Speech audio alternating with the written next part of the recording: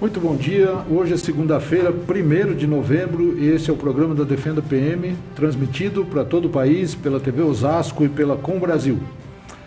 Aqui está o Coronel Ernesto Puglia Neto, secretário executivo da associação, e hoje nós vamos entrevistar o historiador Tenente Coronel Sérgio Marques.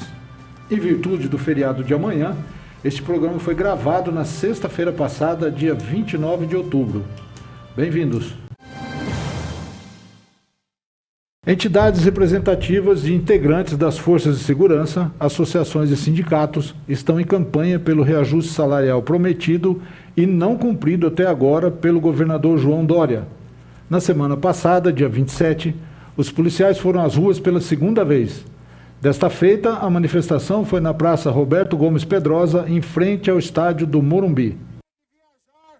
Para Dubai, mas não recebe a sua polícia. Não recebe aqueles que zelam pela segurança pública do estado de São Paulo. É inadmissível o verdadeiro desprezo, para não falar outro sentimento que advém do governo João Dória Júnior. Os manifestantes saíram em passeata em direção ao Palácio dos Bandeirantes e foram impedidos de prosseguir por uma barreira da Polícia Militar. Como esperado, não houve confronto. Depois de alguns instantes, eles voltaram ao ponto de origem. Os seus familiares estão abandonados. Hoje, os mais de 100 policiais militares mortos no estado de São Paulo, mais de 100 famílias, pensionistas e filhos de policiais militares estão abandonados pelo governo do estado. Nós, policiais, que estamos fazendo vaquinha. O próximo ato está marcado para o dia 18 de novembro e o local ainda não foi definido. Amanhã é dia de finados, dia de relembrar nossos entes queridos que já não estão mais conosco. Em homenagem à memória deles, hoje vamos entrevistar o historiador Tenente Coronel Sérgio Marques para falar sobre os marcos históricos da Polícia Militar. O Tenente Coronel Sérgio Marques é mestre em Ciências Policiais de Segurança e Ordem Pública, bacharel em Direito pela Uniban e licenciado em História pela Faculdade Sumaré. Coronel, muito bom dia, obrigado por estar aqui, bem-vindo mais uma vez. Bom dia, Coronel Ernesto, bom dia a todos. Coronel Ernesto, bom dia. Bom dia, Silvio, bom dia, Sérgio, satisfação tê-lo aqui. Esqueci de falar que o Sérgio é nosso diretor de marketing da Defenda, né? É verdade. Estamos em casa hoje com todos os participantes da Defenda, o que nos orgulha mais ainda para ver o nível técnico, a qualidade das pessoas que trabalham pela causa da Defenda PM. Posso fazer um comentáriozinho a respeito da manifestação? Por favor. A gente fez aqui a divulgação da manifestação na semana passada. Você que está nos assistindo deve se lembrar. Aliás, bom dia a quem está pela TV Osasco, pela Com Brasil, ao nosso público fiel das mídias sociais, em especial o Facebook. Você deve se lembrar que eu falei aqui que a gente entendia perfeitamente a posição dos policiais militares que estariam trabalhando lá. Porque a gente sabe que o Palácio do Governo é uma zona de interesse de segurança pública, portanto não pode fazer manifestação. A gente sabia que ia ter esse cordão de isolamento. Felizmente, mesmo que tivesse ali um ou dois incautos querendo fazer alguma besteira, não houve nenhum tipo de reação, como não deveria haver no tipo de manifestação que nós estamos pregando. Então, eu queria deixar aqui os parabéns para as duas partes. Parabéns para os manifestantes, mas principalmente parabéns pelo profissionalismo dos policiais militares que, mesmo sabendo que aquela manifestação era em prol deles, cumpriram as ordens, porque é isso que nos faz fortes até hoje, Silvio. A Polícia Militar faz a Polícia Militar forte até hoje, é que a gente cumpre ordem. A gente sabe qual é o nosso papel institucional, a gente sabe qual é o nosso papel constitucional. E nem manifestantes, nem policiais extrapolaram naquilo que podiam fazer. Os manifestantes estavam lá para exercer o seu poder, o seu direito, mas os policiais estavam lá, quem estava de serviço, estava lá também para proteger a população e fazer a sua missão. Então, parabéns para as duas partes. É fantástico ver esse tipo de ação, esse tipo de atitude por parte dos policiais militares, e acho que é por isso que a população paulista tem que agradecer pela polícia que tem. O comportamento foi igual em qualquer manifestação que a gente já viu, né? Às vezes não importa se é esquerda, direita, se é polícia, se não é, tal, né? Por parte dos policiais. Dos policiais, sim. Sim. Tem uma barreira ali, não passa e está acabado, não interessa quem está na frente, né? Mas foi tudo muito pacífico, foi tudo muito bom. Por isso eu elogio a eles. É isto. Vamos ao nosso entrevistado, Por favor, então. vamos lá. Sérgio, a gente está fazendo esse programa especial, né? Em razão da data de finados, escolhemos o tema marcos históricos. Isso tem uma razão, né? A razão principal de falarmos em marcos históricos está justamente no mausoléu. Acho que a gente podia partir do mausoléu da polícia, um mausoléu reservado aos heróis, e fazer uma construção desses marcos históricos. É um caminho? É um caminho, sim. Bom, e antes, até essa colocação que o senhor fez dos policiais, mostra também especificamente o caráter legalista, né? De um tratamento igualitário para independentemente de quem seja, inclusive os próprios irmãos. Uhum. Né? Então, fica bem claro essa questão. E um dos marcos da Polícia Militar, né, que a gente pode até comentar, em 1842 nós tivemos a Revolução Liberal, né? Algumas cidades do interior de São Paulo e algumas cidades de Minas, por exemplo, Barbacena, né, Sorocaba, Campinas, e os principais líderes desse movimento foram os criadores da Polícia Militar do Estado de São Paulo, que seria o Feijó, né, enquanto ministro da Justiça, em 1831, e o presidente da província, que era o Tobias de Aguiar.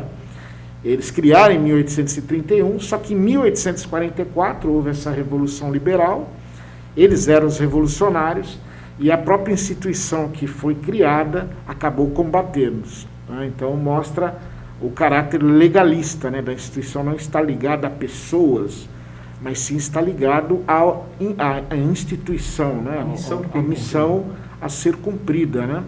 Então, essa é uma das características, né, da Polícia Militar do Estado de São Paulo, desde o seu nascedouro, vamos assim dizer. Né? Bom, e o nosso mausoléu, né? Na realidade, nós temos 2 mausoléus na cidade de São Paulo, né, que nós podemos chamar em destaque. O primeiro, muito mais conhecido, que é o mausoléu ao soldado constituinte, né, o soldado que tombou na Revolução Constitucionalista de 1932, que é o mausoléu Obelisco de Ibirapuera, que é super conhecido, né, até pela posição estratégica que ele está, pela altura, né, são 81 metros. E existe um segundo mausoléu, que é pouco conhecido do paulistano, que é o mausoléu dos heróis da Polícia Militar, que é reservado aos policiais que tombam em defesa da sociedade, estando em serviço. Então, ali nós temos uma imagem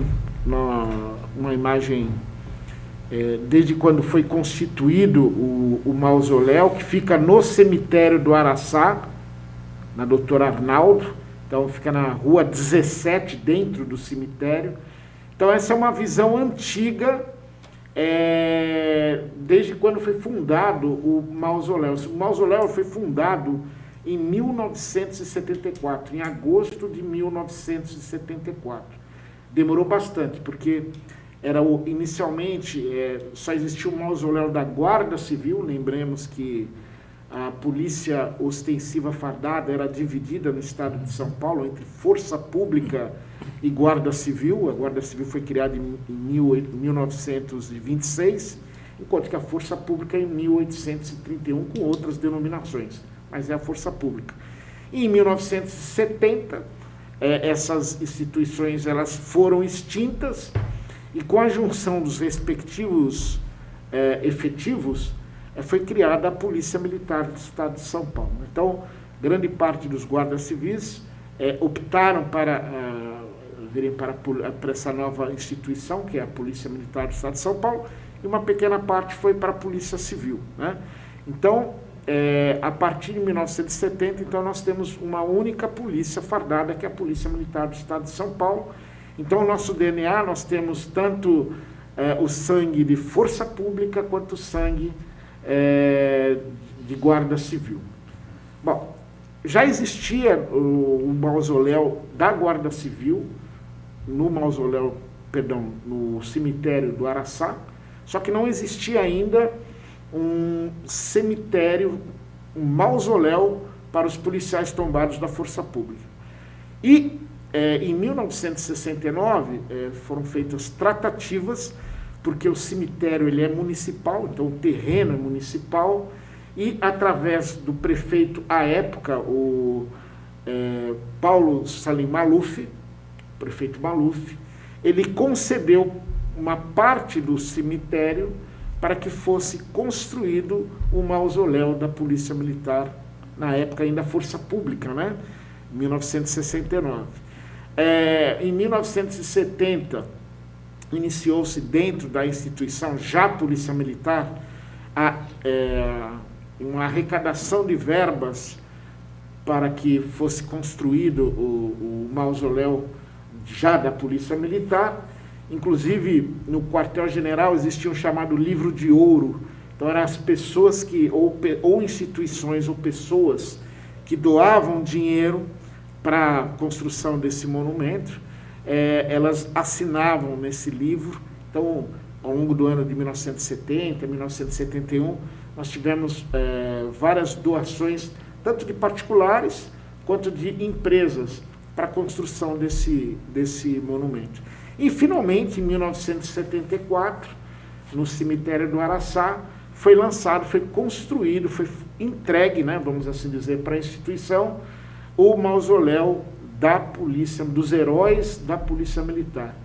E, no momento, naquela época, o comandante-geral, era um coronel do Exército ainda, comandante-geral da Força Pública, o coronel Torres de Mello, ele, na leitura, um dos motivos da construção do mausoléu foi que, aquele período, nós tivemos muitas mortes de policiais militares, em especial de 68 até 74. E esses policiais militares não morreram na situação de segurança pública, típica de segurança pública, atendimento de roubo, furto, não.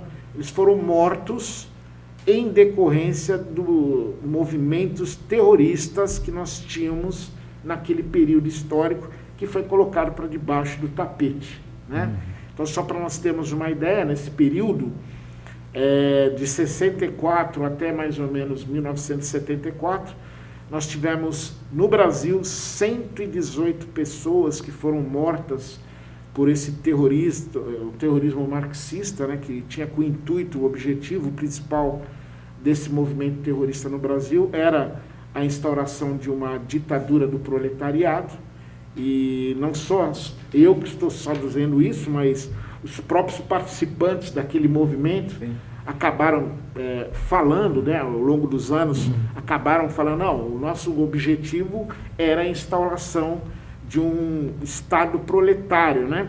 Então, nós temos alguns representantes que acabaram falando essa questão, como, por exemplo, o professor Daniel Arão, que tem livros escritos, ele participou do movimento, ele era do movimento revolucionário 8 de outubro, lá no Rio de Janeiro.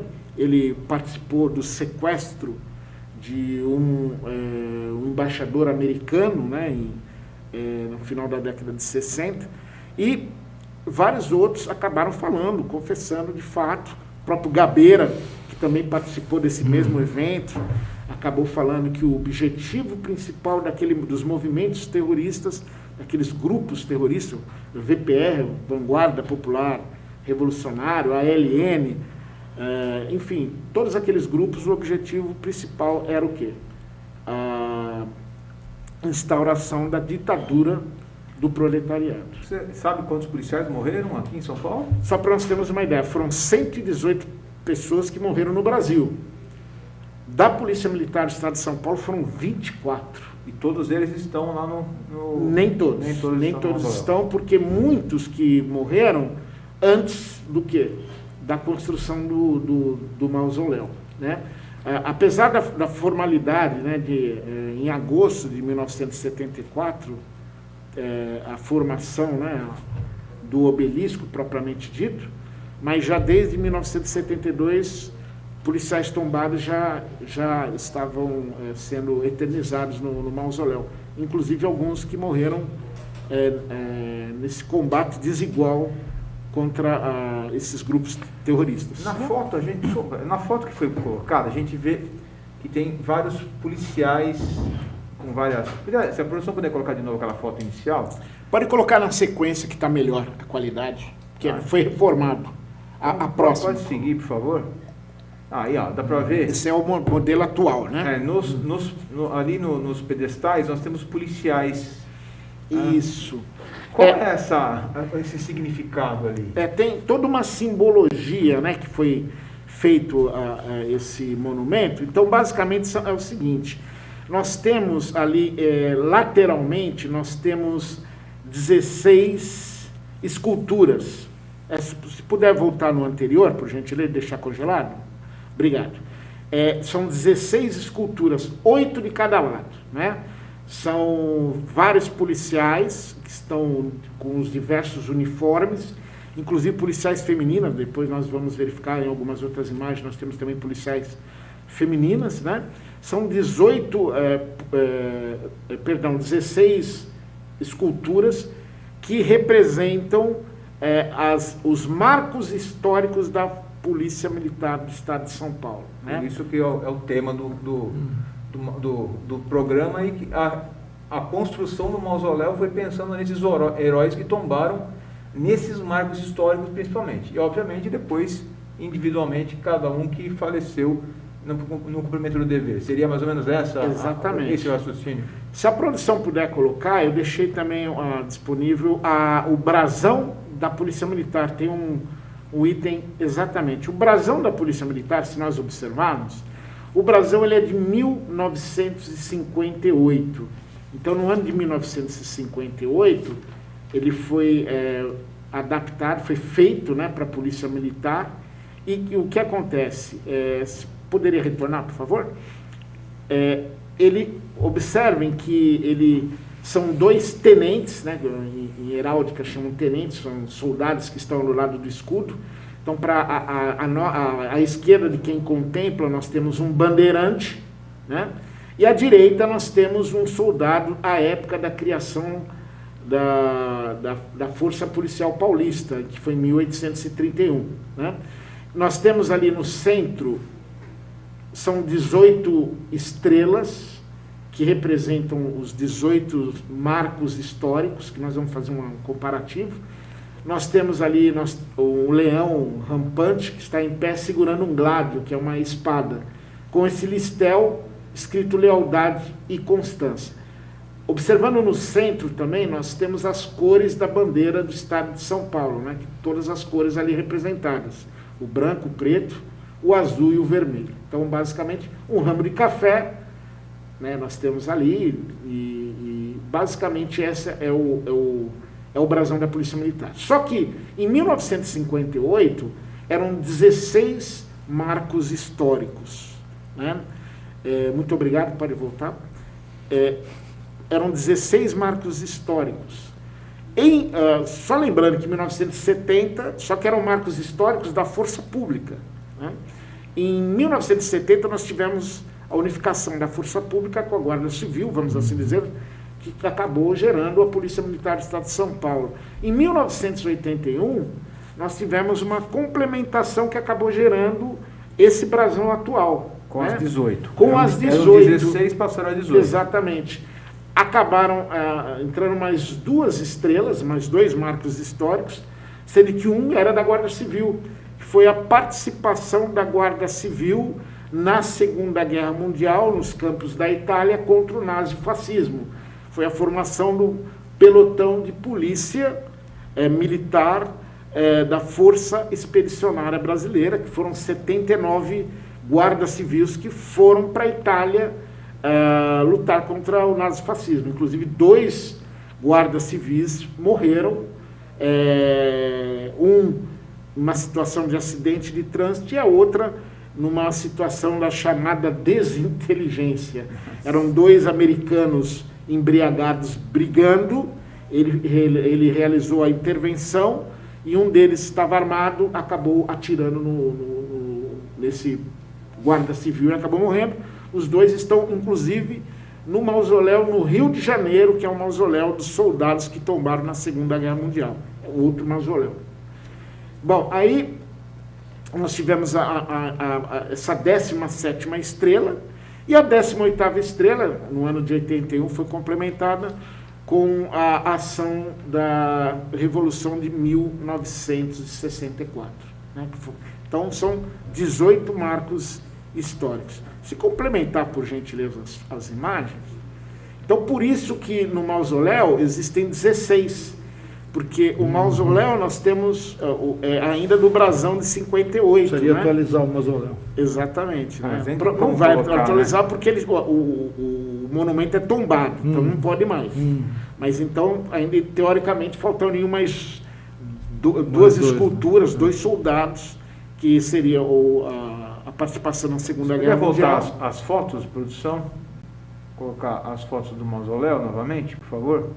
Na sequência que estava indo. Então, entrando, exatamente, essa aí. Nós estamos, inclusive, se voltar mais uma, observe, se voltarmos mais uma imagem, essa primeira era original. Vejam que existia um gradil de ferro que acabava não permitindo a visualização. Com essa nova restauração que foi feita em 2019, essa que está no quadro agora, é vidro, então fica muito mais visível para contemplar esse monumento que é espetacular. Na Europa é muito comum as pessoas visitarem os mausoléus, né? Nós não temos essa cultura aqui no Brasil, né? Então nós temos os 16 marcos históricos, são 18. Ao fundo nós temos, observem que é uma estrela latina, que ela está em um semicírculo, e ao fundo falta, vamos dizer assim, o cimento, por isso que tem aquela cruz, né? Falta o cimento. E nós temos mais 2 estátuas que nós vamos colocar um pouquinho para frente. Pode adiantar, por favor? Olha, observem ali de lado, mais uma, inclusive deixando aí, ao centro, quando o policial é tombado, existe ao centro dessa chamada esplanada, esse espaço externo, né, chamado esplanada ou praça cívica. Nós temos ali uma cruz em cimento e sobre ela um mármore, uma base em mármore para que possa ser colocado o caixão, né, uma última homenagem ao soldado, né? Pode ir em frente, por favor, mudar a imagem. Olhem, observem. E nós temos mais 2 imagens. Cada estátua tem 2 metros de altura. A única exceção é o corneteiro. O corneteiro ele tem 2,50 metros. Observem. Pela cavalaria. Ele é cavalaria, pela bota, nós temos aquele capacete com a crina, e ele é um sargento. Acho que nessa imagem talvez não apareça muito bem, mas na manga aparecem divisas. Ele é um sargento nessa imagem fica melhor as divisas na manga, no braço esquerdo, né? Ele é um sargento que está tocando o toque de silêncio. Existe essa simbologia, muito obrigado, dá para ver no braço direito, né? Nós temos na manga direita as divisas, né? Ele é o primeiro sargento, ele está tocando o toque de silêncio, e todos, se vocês observarem, todos os 16 esculturas estão na posição de sentido, como uma posição respeitosa por aquele que foi tombado, né? Eles estão todos na posição de sentido. Ali a gente está vendo, principalmente do lado esquerdo ali, né? Tem várias gavetinhas ali que estão fechadas, né? Tem uma série aqui abertas, né? Ali nós temos a parte superior desse monumento, porque nós temos mais 3 degraus abaixo. Então nós temos mais 3... Ali, à esquerda ali do corneteiro, tem uma entrada que são mais 3 níveis que nós temos em que os caixões são colocados na posição vertical. Então nenhum deles tem contato com o chão, né, com a terra. Todos são colocados verticalmente. Aí o corpo do combatente fica nesse espaço, nos andares de baixo. Depois nós temos algumas fotos que nós vamos mostrar. E, passado alguns anos, ele vai para os ossários, que justamente ficou nessa parte da praça cívica, que é a esplanada, que é aquela imagem à esquerda ali. Nós podemos ver que está em branco, né? Que está ocupado pelo corpo de um guerreiro que tombou por São Paulo, né? Nós temos também, nessa imagem do corneteiro, abaixo do corneteiro, nós temos uma imagem muito bonita e muito forte. É um policial tombado. Observe que ele está com um capacete do lado no chão, está escrito PM no capacete, e ele está auxiliado por um outro soldado. Então, é uma imagem muito forte de um policial tombado e o outro auxiliando, né? Nós temos essa configuração, essa imagem fica muito mais presente, e é uma imagem muito forte, bonita a imagem, né? E todo esse local tem essa descrição. O local é emocionante, só emocionante. De subir, de participar, não precisa nem estar tendo um evento, só de entrar ali, é emocionante. ele é emocionante. E triste, né? Porque são pessoas anônimas que morreram por outras pessoas que provavelmente ele nem conhecesse, né? Exatamente. Para defender a vida do próximo, para defender o patrimônio do próximo, pessoas que ele nem conhece, provavelmente, né? Há um critério para um policial ser sepultado num mausoléu? Sim, o critério hoje utilizado é o seguinte: o policial da ativa que venha a falecer em decorrência da atividade em segurança pública. Então, cidade de São Paulo e Grande São Paulo, se as famílias assim o desejarem, normalmente desejam, é opcional, os policiais que morreram nessa situação, eles podem, têm direito a serem eternizados no mausoléu. Agora, por exemplo, vamos imaginar que o policial está trabalhando, ele teve um infarto. Aí ele não tem esse direito porque não foi em decorrência do serviço, né?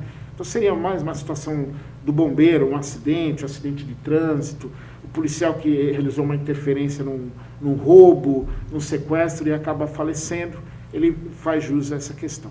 Nós temos outros vários também, pequenos mausoléus espalhados pelo estado. Então nós temos em Santos, nós temos em Campinas, nós temos mesmo em Guarulhos. Então, no interior do estado nós temos algumas cidades que têm uns pequenos cemitérios, existe um espaço reservado aos policiais. Porque, por exemplo, vamos imaginar um policial que, em decorrência do serviço, ele faleceu lá em Presidente Prudente. Então fica difícil para cá. E a família também vai querer ter o ente mais próximo, coisa do gênero. Então, normalmente, no interior também existem pequenos monumentos voltados para os soldados da Força Pública. E lembrar também, né, Sérgio, que toda unidade ela tem uma área de destaque onde são colocados os heróis, os policiais que tombaram naquela unidade, onde fica exposto a Galeria de Heróis. A Galeria de Heróis, geralmente um breve histórico com a foto, para que todo mundo que passe por ali, principalmente os policiais militares, tenham essa noção clara de que outros irmãos de farda já tombaram naquele local, naquela unidade, prestando serviço para a população daquele determinado local, daquele bairro, daquela cidade. Nós temos mais fotos que podemos exibir. Ali está a imagem daquele que fez esse o arquiteto. É o pai, vamos assim dizer, desse monumento gigantesco, que é o Vilmo Rosada. Vilmo Rosada, ele é o italiano de Udine. Ele veio para o Brasil em 1920, com 15 anos. E é similar, ele tem um homólogo que é do obelisco, porque o do obelisco também é um italiano, Galileu Emendabile, né? Enquanto no obelisco do Ibirapuera, o mausoléu obelisco do Ibirapuera é o Galileu Emendabile, nós temos aqui no mausoléu do Araçá, da polícia, os heróis da Polícia Militar, nós temos o Vilmo Rosado, né? Então tem uma placa lá. Eu separei algumas imagens do trabalho dele em 1970. Então, em 70 foi aberto um concurso pelo setor de intendência da Força Pública e o trabalho dele acabou vencendo, né? Vocês podem ver que é em formato de ferradura o monumento, que nós temos aqueles 16 estátuas e mais o corneteiro e mais o policial tombado, né? São 18 estátuas, vamos assim dizer, né?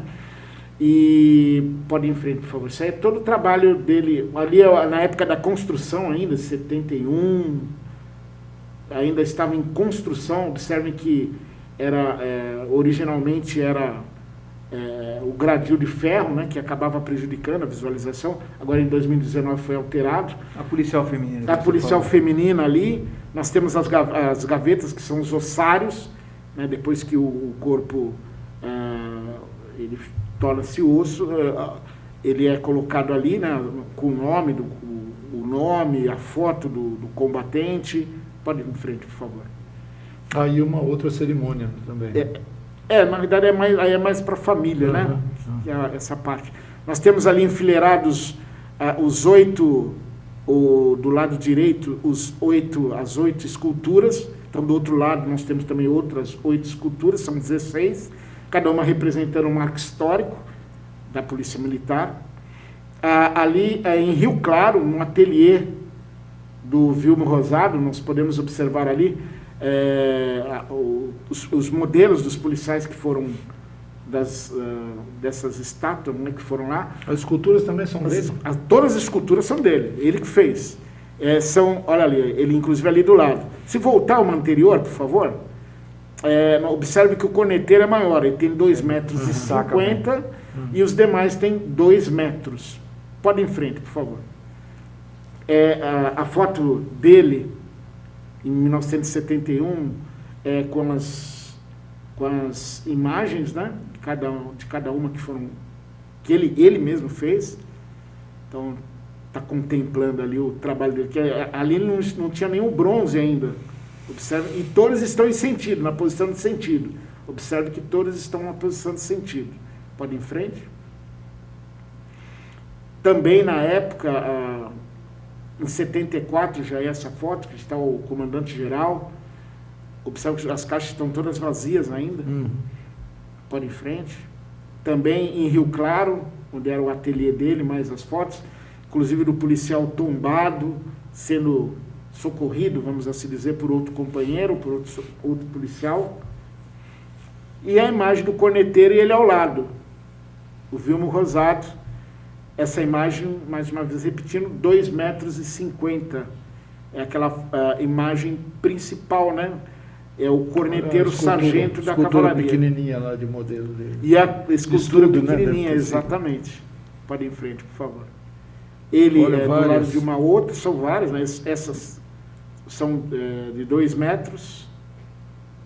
Então, a posição. Observe até o vinco da calça. Olha, observe, ele está com um uniforme de terno e gravata, e observe até o formato do vinco na calça, né? O detalhe desse Trabalho de escultura fantástico. Fantástico, né? Fantástico. Um trabalho muito bonito, muito bonito. A policial feminina, até com as curvas, não é isso? Salienta bem as curvas.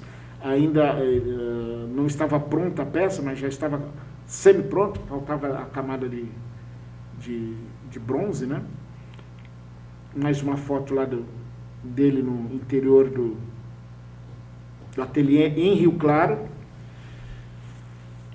Bom, e a partir daí, em 1974, nós tivemos a inauguração formal desse monumento, e uma das situações faladas pelo comandante-geral foi que o número de mortes de policiais aumentaram nesse período. Eram justamente esses mortos por grupos extremistas, né? Que o policial estava preparado para partos, preparado para briga de marido e mulher, para roubos, furtos. Ele acabou se deparando com uma guerra absurdamente desigual. Por quê? Alguns mortos, inclusive, de serviço na porta como sentinelas, né? Exatamente. Foi o caso do soldado que morreu no centro de instrução e adestramento do bombeiro ali na área do Barro Branco. Foi o segundo caso na Academia de Polícia Militar do Barro Branco. Tinha uma parte dela que era do Corpo de Bombeiros. Então nós temos o caso do soldado Jeferi, que ele tinha 3 meses, ele estava fazendo escola de soldados bombeiros. 3 meses na escola de soldados bombeiros. Ele era de Santos, o sonho dele era ser guarda-marinha, né? Salva-vidas. 3 meses de serviço na Polícia Militar, né? E na época Força Pública. O Corpo de Bombeiros da Força Pública, ele foi escalado de serviço num portão perto da Engenheiro Caetano Álvares, e ele estava com armamento padrão, que era aquela submetralhadora INA. Ele estava de sentinela, um veículo se aproximou, ele foi perguntar, bom dia, boa tarde, boa noite, o que eu posso ajudar, e ele foi fuzilado. E no momento que ele foi fuzilado, o único motivo foi o grupo VPR, Vanguarda Popular Revolucionária. Foi levar a arma dele. O motivo foi para roubar, subtrair o armamento. Então foi subtraído a submetralhadora INA. Inclusive o Vanguarda Popular Revolucionária, quem participou desse grupo também foi a ex-presidente Dilma Rousseff, né? Fazia parte desse grupo terrorista chamado Vanguarda Popular Revolucionária. Ele foi uma das vítimas, foi a segunda vítima. Ele está no mausoléu? Você não sabe? Ele não está no mausoléu. Ele está enterrado lá em Santos. Dos 24 que morreram nessa época, aliás, vamos 24 que morreram nessa época, e quantos tem ao todo no mausoléu? Você tem esse número? Não tenho esse número ainda, mas em torno de uns 4, 5 no máximo. Não, desculpa.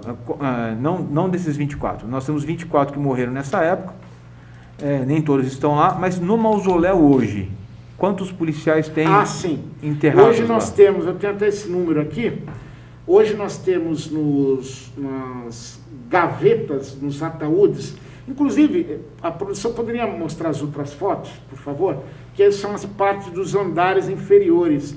Aí é onde nós colocamos o caixão que desce no elevador, né? Uma próxima imagem, por favor. Aí é o primeiro subsolo, vamos assim dizer. O primeiro subsolo, nós temos esse espaço que são reservadas as gavetas dos ataúdes, né? Dos caixões. Eles são colocados verticalmente. Aí é o segundo subsolo,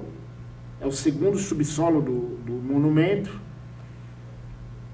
E nós temos, que é a chamada segunda ala, e nós temos, por fim, o terceiro subsolo, que é a primeira ala, que é a parte mais profunda do monumento. Então, ali nós temos, hoje, 167 gavetas com caixões, nesses 3 degraus, né? Nós temos o total de 242 disponíveis, são ocupadas hoje por 187 combatentes que estão hoje eternizados no monumento, nos caixões. Isso sem contar os ossários. Os ossários nós temos lá na parte superior. Ali onde a gente estava vendo, ele fica um determinado tempo. E depois sobe. Depois sobe para o ossário. Hoje no ossário nós temos 164 combatentes. Então, se nós somarmos 164 mais 187, nós temos 351 guerreiros que estão no mausoléu ao herói da Polícia Militar. Né? Só lembrando. No Araçá. No Araçá. Né? São 351 guerreiros. Só foram esses 351 que morreram? Não, absolutamente. Nós temos os vários policiais militares que estão espalhados nos pequenos mausoléus do interior do estado, e também, normalmente, as famílias que optam por não enterrarem nos mausoléus. às vezes já tem um jazido de família, então eles acabam optando por deixar em outros locais que não sejam o mausoléu principal, que é esse do Araçá, ou nos pequenos que estão espalhados na Grande São Paulo e no interior. Ô Silvio, eu não sei se você teve a oportunidade já de acompanhar um enterro de um policial militar no mausoléu. Já teve? Eu acho que é um dos momentos mais marcantes da vida de um policial militar. Exato. Eu não conheço ninguém que foi lá até hoje, em algum momento, que não se emociona, que não... E principalmente, né, Sérgio, que não pensa, podia ser eu, né? Tem isso também, né, de pensar que podia ser eu. Tem um filme, o Somos Heróis, mostra a participação dos Estados Unidos, a primeira participação na Guerra do Vietnã, e é muito comum naquele período os soldados morrerem na guerra, aí chegava um táxi amarelo, e no começo ninguém estava acostumado, aí chegava o motorista, entregava uma correspondência para a esposa e... Um aviso, seu marido morreu. Aí depois as próprias mulheres dos soldados se organizaram e começaram a pegar essas cartas e levar para as pessoas, porque no começo ninguém sabia como é que era. Isso é filme e aconteceu nos Estados Unidos, mas isso também acontece na Polícia Militar, né? Eu, infelizmente, já tive essa oportunidade de levar ser o portador dessa terrível notícia. Ser portador da terrível notícia. E normalmente a esposa ao lado de filhos pequenos. Né? É uma situação muito triste, né? De você se deparar com essa situação. A própria cerimônia em si também. A cerimônia é linda, mas é terrível. Terrível. Então essa situação de dobrar a bandeira, o toque da corneta, da bandeira ser entregue ou para a mãe, né? Ou para a esposa. A salva de tiros. É algo muito forte, porque normalmente você tem ligação afetiva, muitas vezes, com aquele policial. Trabalhava com você, ou já trabalhou, enfim. Mesmo não trabalhando, você sente, porque existe esse chamado espírito de corpo, não é isso? É um pedaço de você que vai quando acontece um evento trágico como esse, né? E detalhe, sem contar que quando um policial morre, você está atingindo diretamente a democracia, né? Está atingindo diretamente a liberdade, né? Porque a Polícia Militar é uma instituição que garante direitos, né? Ela garante direitos. Então, a partir do momento que um policial morre, é algo muito terrível para a sociedade. Só que é algo que se tornou quase que rotineiro. Só para nós termos uma ideia, eu fiz um pequeno cálculo aqui. Desde 1974 até hoje, são 351 corpos. Se eu dividir por ano, nós temos uma média de um enterro a cada 50 dias. Ou seja, é um enterro a cada 2 meses, menos de 2 meses. Então, é um número bastante elevado. Para um país que não está em guerra. Para um país que não está em guerra. Um estado que é o mais seguro da nação, né? Segundo o governador, é o estado mais seguro, mas o policial militar ele vive em estado de guerra. Pode ser uma guerra não declarada, mas evidentemente que é uma guerra, né? E existe só 2 lados nessa guerra, o bom lado e o lado ruim. Eu não tenho dúvida nenhuma que a Polícia Militar é o lado que representa a sociedade, né? Então, são números assim assustadores, o número de mortes, essas condições todas que os policiais estão passando, principalmente nesse momento, principalmente a nossa praça, nosso soldado, nosso cabo, dos salários absurdamente defasados, essa questão de promessas eleitorais não cumpridas. Então, a situação de gestor que não é bem gestor, talvez seja mais hoje para mentiroso do que para gestor. Então tem toda essa colocação também que o policial acaba sofrendo, porque não é só o combate propriamente dito. Sim. Tem também a pressão política, a pressão da imprensa, de enxergar qualquer coisa errada no policial, já culpar, já vai condenando sem mesmo ouvir, né, vamos assim dizer. Eu só destaco que não dá certo. Né? Só destaco que não dá certo. É mais ou menos o que interessa, infelizmente, para a imprensa hoje não é o macaco comendo a banana, mas sim a banana comendo o macaco, vamos assim dizer. Né? Só para lembrar, você tá falando dessa guerra, né? 2006 ele tá na memória de todo mundo, né? Exato. Foram 23 policiais militares mortos. Alguns em serviços de folga, mas morreram simplesmente por um fato. Por serem policiais militares. Inclusive um fato que é raro, né? Um bombeiro foi morto num quartel do bombeiro, fazendo a segurança. Absurdo isso. Exatamente. Porque a gente sempre tinha o bombeiro, aquela aura que o bombeiro tem, né, de auxílio à população. Não, mas dessa vez, em 2006, até o bombeiro virou alvo. Então, alguns fatos que a gente tem que lembrar da vulnerabilidade que o policial militar tem, e por isso que a gente acha tanto desprezo, tanta desvalorização por parte de quem poderia e deveria nos valorizar. Mas acho que não podemos entrar por esse lado. Hoje o assunto é um pouco diferente. A gente já fala muito disso aqui, falamos no começo do programa também já. E acho que tem muita informação legal ainda para passar de uma forma geral sobre os marcos históricos. Eu só queria voltar nos marcos históricos. Nós temos alguns que são emblemáticos, porque efetivamente garantiram a existência não, né? O Brasil, a configuração do Brasil como é hoje. Sim, temos. Guerra do Paraguai é um deles. Guerra do Paraguai. A Polícia Militar, na época, chamava-se Corpo Policial Permanente, CPP, na época da Guerra do Paraguai de 1861 a de 1865 até 1870, mais ou menos. Nesse período, o Corpo Policial Permanente, que é a Polícia Militar do Estado de São Paulo hoje, participou da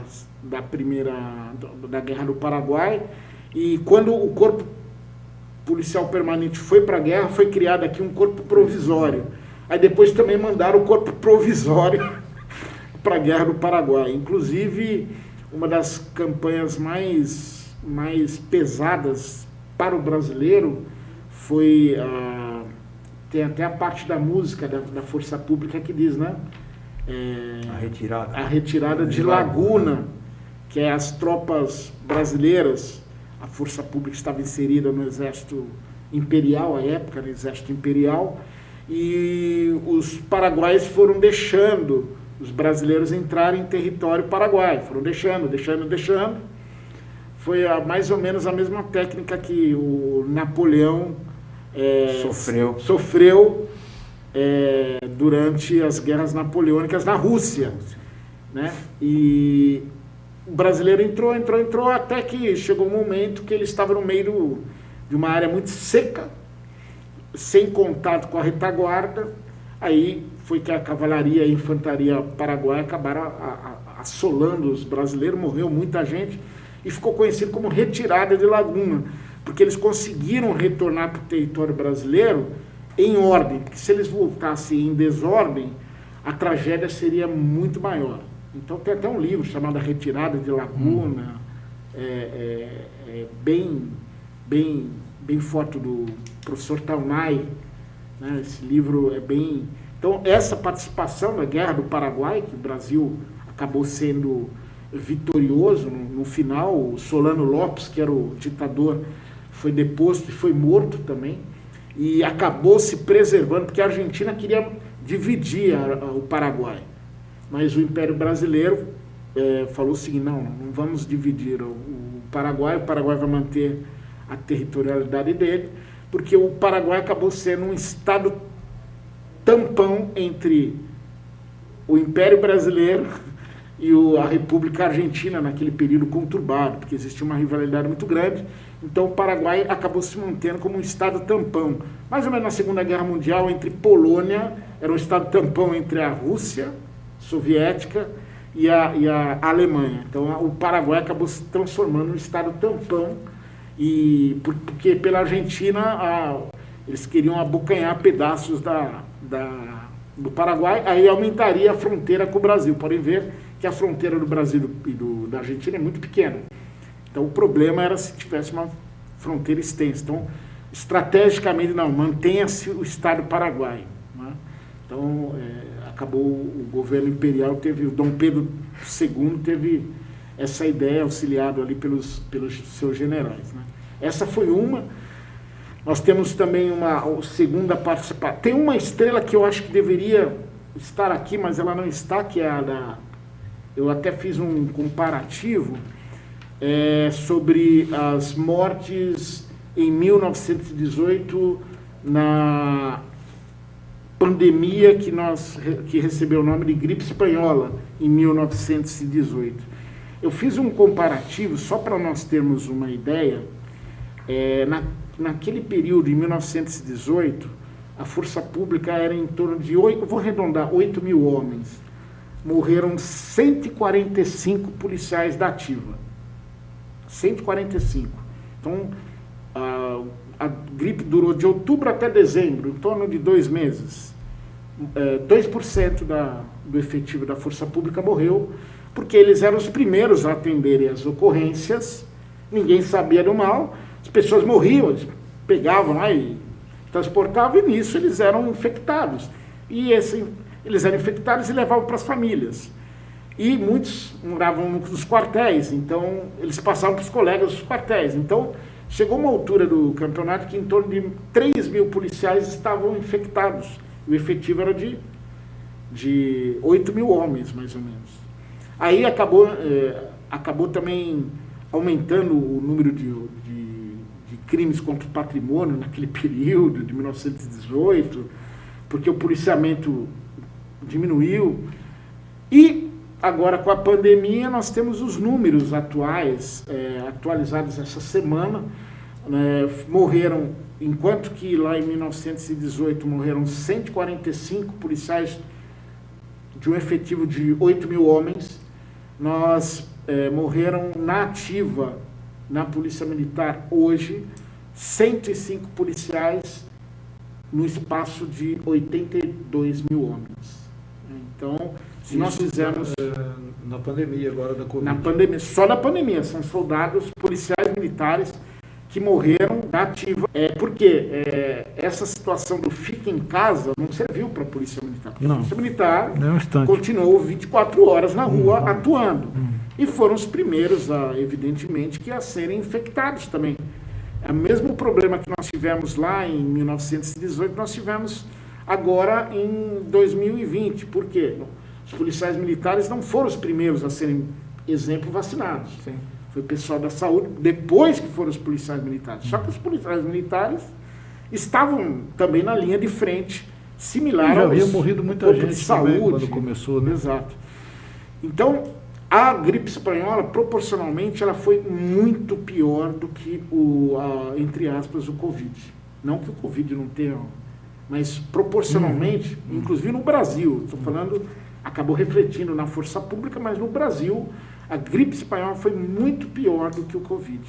E deve ser pior que muitas campanhas que a força pública fez, ou que a denominação momentânea da polícia fez, e que está lá entre os 18 marcos. Nós não temos esse marco como um dos... Então, deveria ser o 19º, vamos dizer assim. 19º marco. E morreram também, nesse período de pandemia, 852 policiais militares veteranos, policiais aposentados. Então, se nós somarmos, dá em torno de 1.000 policiais militares que morreram, né? 105 da ativa e, arredondando, 900 policiais aposentados que acabaram morrendo nesse período de pandemia aqui no estado de São Paulo. Estou falando especificamente do estado de São Paulo, né? Que também é um número, se a gente for observar, é grande, porque a expectativa de vida do policial militar, ela é menor do que a expectativa de vida do cidadão comum. Sim.